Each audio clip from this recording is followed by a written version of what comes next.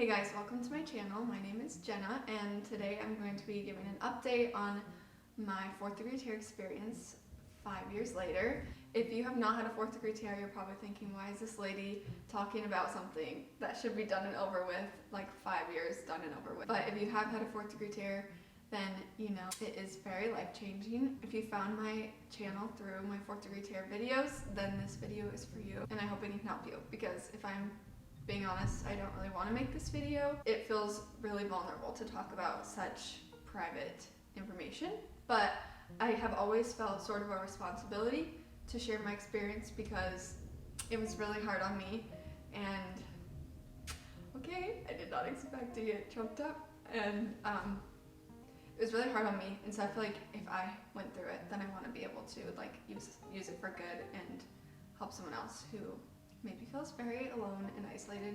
I do want to give a little disclaimer that if I've learned one thing throughout these 5 years of talking to all of you guys on DMs, hearing other people's experiences, being in support groups, it's that everyone who's gone through a 4th degree tear has a vastly different experience in healing, pain, symptoms, like everything is so different. And so my experience is not going to be the same as yours or anybody else's.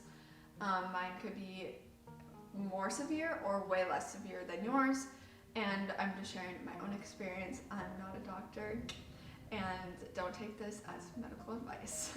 Okay. Second, before we get started, last thing is that I will make chapters because I'm assuming this will be a long video. I have a whole list of notes, so forgive me if I'm looking down a lot. So I forgot to mention this is probably going to be a pretty TMI video. I don't know how I'm going to navigate this because I'm not very... I'm trying to not be an oversharer anymore, and it's kind of hard to do a video like this without oversharing. So I'm gonna try and just give you enough details that can help you, but you'll see. Anyway, it's TMI, so if you know me in person, I don't know if you want to watch this video. One of the most important things I wanted to say in this video is that your healing is going to be an absolute roller coaster. If you're watching this directly after having a 4th degree tear, especially if you're like me where it was your first baby, then you're probably feeling extremely scared right now. At least I was feeling extremely scared, lonely, super isolated, and like invisible. Like nobody knew what I was going through. Nobody knew that my life had just changed. Nobody knew that mentally, physically, like every part of me was struggling so much. And nobody could help me. I feel my eyes burning a little bit, so if you're in this stage where you're feeling extremely confused and lonely and scared like I was, I just want you to know that this is going to be a roller coaster. Like I said, everyone's experience is so much different. Some people have it way more severe, some people heal very well. I'm thankful to say that I feel like I've healed decently well, especially now 5 years later. The first year, 2 years was really, really difficult. But if I can tell you anything, it's just to hold on to hope that you're not broken forever. One of the Instagram pages I followed posted a little like graphic that they made, and they had reached out to different moms who have had 4th degree tears to give them one word that they felt in the moments of healing from a 4th degree tear or just in general after having one.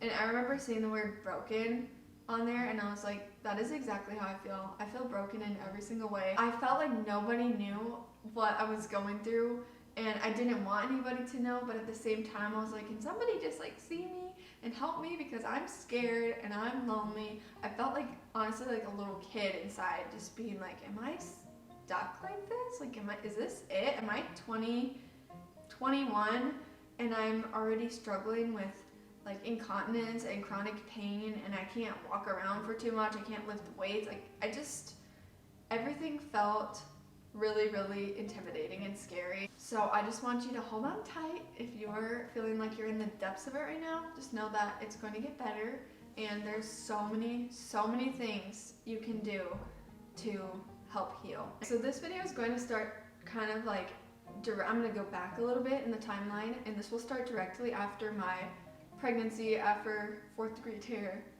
video, so I'll link that if you want to watch it. I've had 3 kids, and this is after my second. After my second baby, I recovered really quickly, and I felt amazing. I had a 2nd-degree tear. It just felt like a scratch compared to my 4th-degree tear, which I was really thankful for. Yeah, I felt amazing. I honestly felt like better than before I ever had gotten pregnant with her. I was thinking, like, did this somehow like reverse the issues that my 4th-degree tear caused? Because I just felt really good in comparison to how I felt while I was pregnant. After that, I was extremely weak, so I decided to take up strength training because I really wanted to kind of take my health back into my own hands. I was really trying to get out of that like victim mindset of being like, oh man, I'm stuck like this forever. So I began strength training, and I was very careful about it. Started very slow. I wanted to make sure I wasn't damaging my pelvic floor more. I actually felt like my pelvic weakness like improved a lot. My incontinence issues were like pretty good. I still had some issues here or there, but nothing like when I was pregnant. I believe I still was having like heaviness in the pelvic area and possibly pain after. I'm not sure what I'm allowed to say word-wise without upsetting this platform. So I believe I still had some pain after intimacy, and I think I still had some heaviness, just like if I did too much the day before, if I lifted too heavy, and just in general, if I was like walking around a lot. I think I still had some of the pain aspect and discomfort of the tear, but like my incontinence issues after weightlifting improved drastically.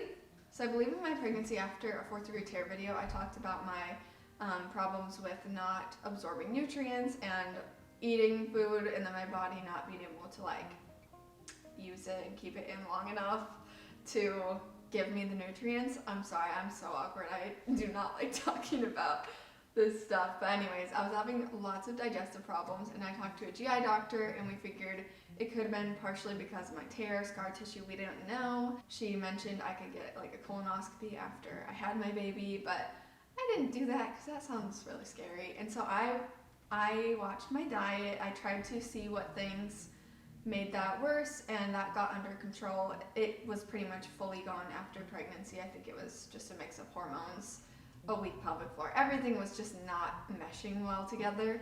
And ultimately, after I had my 2nd baby, things seemed like so great. So then about a year and a few months after I had my 2nd baby, I got pregnant again with my 3rd daughter. And that pregnancy was way easier regarding my tear and symptoms that were in my 2nd pregnancy because of my tear. I just didn't experience in my 3rd, and I really think that that was just due to me working a lot to strengthen my pelvic floor and my whole body in general. Towards the end of my pregnancy, I did start to feel more of the pain and heaviness, kind of where my tear was, but I do think that that's pretty common for having 3 babies in general, even if you don't have a severe tear. So yeah, I'm trying to think of anything else. I feel like I've forgotten so much already, but one thing I do want to mention is towards the very end of my pregnancy, I noticed what I think to be a rectal seal, and I brought it up to my midwife, and they're a little bit difficult to diagnose, I've read, and so she mentioned that I could go see a specialist and maybe get that diagnosed if it was causing problems. I don't think it was causing problems. I wanted to see if it would go away after pregnancy or like improve. And I'll get to that soon, but I did notice that as well at the end of my 3rd pregnancy, and I think that might have to do with just how weak my pelvic floor was, likely due to my 4th-degree tear. So we're up to my 3rd birth now, which was 1 year ago, and I won't talk about it too much. I'll link my birth story if you want to see it, but I didn't tear it all, thank you God, and it went really amazing. I recovered very well, and I really feel like after that, I didn't notice any post 4th-degree tear issues at all. I still don't struggle with incontinence. That's the biggest praise, because that has been the thing that has been the biggest issue for me mentally. Is it just made me feel so very isolated and lonely, self-conscious, anxious. I was scared to do anything, go anywhere, be spontaneous in any way. It just really affected lots of different areas of my life, mentally, emotionally, romantically, just everything. And I felt so young to be going through that. And this is something extremely uncomfortable for me to talk about, so please appreciate it. But thankfully I don't deal with that anymore, and I'm very thankful for that. I know I've said that so many times. I think I talked about mind muscle connection, just like from here to my pelvic floor is just not there. Like I can't give commands like I once was able to, and like you should be able to, and I just don't have that ability anymore. That really hasn't improved that much. So I guess that is a symptom I still have. I don't really notice it on the daily because I'm just used to it now, and it doesn't really affect me in any area of my life that much. Yeah, so mind muscle connection, I really think that could get better with physical therapy, but I have not gone in a very long time. I should, don't be like me, but I haven't. So hopefully that will improve if I start going again. Now we're 5 years post-tear and things are going really well, and I was hoping that this whole video would be like so positive. Yay, I'm completely healed, I have no symptoms, but that wouldn't be completely honest. In the past few months, I have noticed, I haven't gone in yet, so I can't say like I do have this, but I do think that I will need to go in eventually for this. I think I have 2 versions of prolapse. There's different stages to it, and I think mine is probably in the beginning stages, which makes me want to start physical therapy ASAP and get it under control before it gets to the later stages. But I do think that that is probably due to my tear. I know that that can happen to people without tears, but I think just in my situation, that's likely what it's from. It doesn't really affect me that much. It's just something I know isn't quite right, and so I want to get that corrected. But for now, I'm just keeping an eye on it, and I'll bring it up to my doctor or midwife next time I see them. I do still want this to be very helpful though, because I don't deal with pain, incontinence, pressure, like none of the symptoms that were literally weighing me down so much those past years that I was talking about. I don't struggle with them anymore, and I'm so thankful. So I hope that can be encouraging for you, because like I said, it's just so scary to think about the future and what could possibly be in your future. So I hope that's really encouraging. And this like slight prolapse issue, I'm not too worried about, because it's not really affecting my everyday life. So we'll get it under control and everything's gonna be okay. So this is another thing I don't exactly know how to go about talking about. Again, I'm pretty private, and so it just feels kind of weird talking about this, but I wanted to cover it because it's one of the main questions and concerns that I've gotten asked from other women. So bear with me while I navigate what to say, because I really don't know what to say. But everyone is very concerned and curious about the looks of it, and just, is it the same, is it different as you heal and as time goes on. From the looks of it, I don't notice a difference. I think that that is something that's going to be vastly different for every woman that has gone through this, because everybody's body heals differently, scarring wise, how your stitches healed, like how your doctor stitched you up, did you have an episiotomy, 4-3, it's just, there's so many variables that I think will make it different. I know some people deal with a lot of scar tissue, and from what I can tell, I don't feel like I've noticed any of that. So I apologize, I don't really have much to say on that. I do think I feel spots where it is weaker and maybe shorter in that area, just a little bit not the same. There's just some weaker areas. As for like intimacy, I know that's a big concern as well, and what I can say is that it is definitely like a journey. So like things are gonna change over time. At first it was really a lot of like mental for me. I was very scared that I was gonna be in pain, or that things would go wrong eventually, just like injure myself further. So it was a lot of mental blocks, and that's something that you have to talk with your spouse about and be extremely open about. I was also scared that it would never like be as enjoyable again, because I was afraid I was gonna always be in pain the rest of my life, and it was only going to get worse. And that's not true. I would say that it followed the pattern of my other symptoms. So it definitely was rough at the beginning, like pain-wise, and then after my second baby, things just like seemed to magically get better. So I don't know. I really don't know. I think again that's something that is so different for every woman, and I really hope the best for everybody watching this video, that is an area that just continues to get better and better. And just remember to be very open with your spouse about how you're feeling mentally and physically, and that's all I really know what to say about that. One thing I want to throw in this video, even though it's not really a part of my update, is that a lot of people are very curious about what made me decide to have another natural birth 2 times instead of choosing a C-section. I want to be very careful with how I say this, because I do not want to give anybody advice or sway you in any direction, because I think that's your own decision between you and your doctor. I don't want to give this as like information. This is just my feelings. This was all based on feeling for me. So the things that made me decide to have a natural birth again were a lot of different things, but I've kind of condensed them into points. So number 1 being, I think I knew what caused my 4th degree tear, and I thought I could prevent it if I was in a different environment than I was in my first birth,